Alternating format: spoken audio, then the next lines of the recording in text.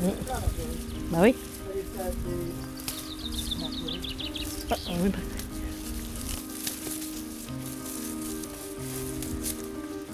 Depuis plus de 10 ans, Véronique est atteinte de la maladie de Parkinson, une maladie très invalidante. À 42 ans, son quotidien est devenu invivable. C'est une catastrophe. C'est une catastrophe. C'est que des problèmes. Alors quand j'en parle, je suis encore plus agitée. Donc On est obligé de vivre au jour le jour. voilà, c'est le jour au jour. On ne peut rien prévoir. C'est ça. Mais moi j'ai encore la chance, c'est que j'ai la chance de pouvoir travailler.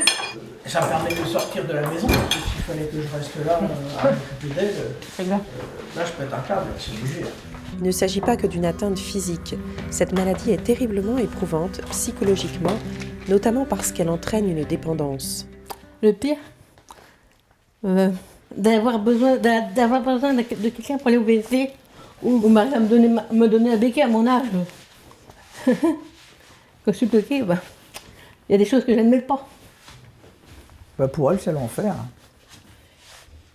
Pour elle, elle a un corps, mais elle ne le contrôle pas.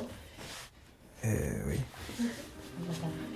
Véronique prend actuellement 22 médicaments par jour pour un état sans demi-mesure.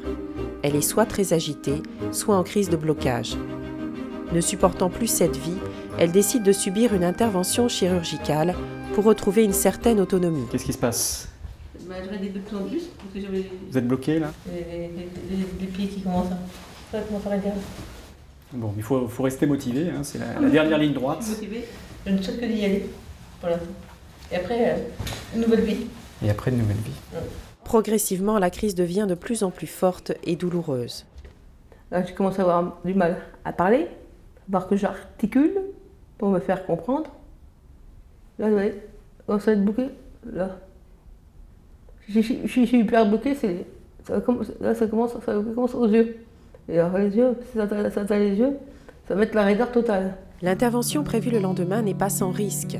Elle permet de réduire les mouvements anormaux et les blocages, mais des effets secondaires indésirables peuvent survenir. Certains patients vont être excités ou avoir des troubles du contrôle des impulsions qui vont se caractériser par une tendance à acheter de façon excessive, par une hypomanie, donc une excitation, des troubles du sommeil. Alors il est vrai que les familles nous signalent souvent qu'il y a une modification brutale du comportement du patient, parfois même de la personnalité du patient. Des effets non négligeables peut être le prix à payer pour une seconde naissance.